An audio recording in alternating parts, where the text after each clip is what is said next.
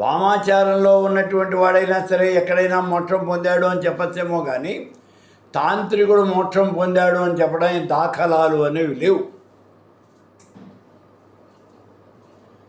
వామాచారాన్ని సంపన్నుడు కూడా మోక్షం పొందుతాడు, పర్వాలేదు. కానీ తాంత్రికుడు మాత్రం మోక్షం పొందాడు అని చెప్పడానికి ఎక్కడ ఏ రకమైనటువంటి రుజువు కూడా లేదు. తాంత్రికులంతా చివరికి నికృష్టమైనటువంటి చావు చేస్తారు. అందుకే మీకు అందరికీ నేను మళ్ళీ చెప్పేది, తాంత్రికం చేయవద్దు.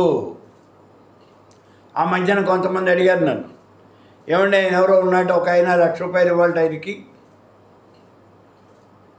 ఆయన విమానంలో వెళ్ళిపోతాట ఇక్కడి నుంచి ఆ దేవాలయానికి, కొంతమంది శిష్యుల్ని వెంట పెట్టుకుని అక్కడ 2 రోజులు పూజ చేసి మళ్ళీ తిరిగి వచ్చేస్తట, మన పని ఖచ్చితంగా అయిపోతుందట.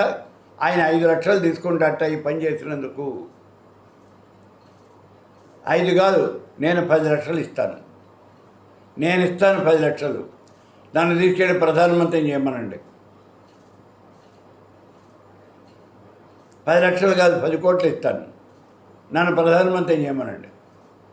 ప్రధానమంత్రి అయితే మళ్ళీ కష్టం, ఎందుకు వచ్చింది, ప్రెసిడెంట్ ఆఫ్ ఇండియా చేయమనండి. ఇది హాయి, ఇమ్మనండి, చేయమనండి. ఆ పని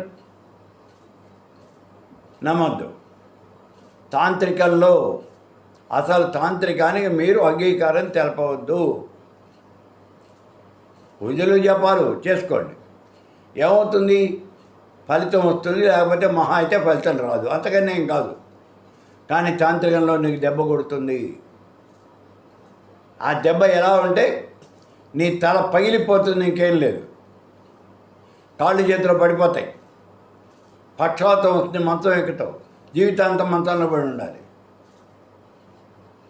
కాబట్టి ఇలాంటి పనులు చేయొద్దు, తాంత్రికం జోలికి కాకపోవద్దు. సరే, ఇప్పుడు మన తాంత్రికం కాదు, మనం చెప్తూ ఉన్నటువంటిది ఈ వామకేశ్వర తంత్రం. ఆ వామకేశ్వర తంత్రంలో ఖడ్గమాల, ఈ దేవి ఖడ్గమాల అని ఉంది. అది అవటానికి వామాచార్యులకి ప్రామాణికమైనటువంటి వామకేశ్వర తంత్రంలో ఉన్నప్పటికీ శ్రీ విద్యాపరులు అందరూ కూడా దీన్ని అనుసరిస్తారు. ఇంకో విషయం ఏమిటంటే ఖడ్గమాల అనేది ప్రతి దేవతకి ఉంటుంది, ప్రతి దేవతకి ఖడ్గమాల ఉంటుంది.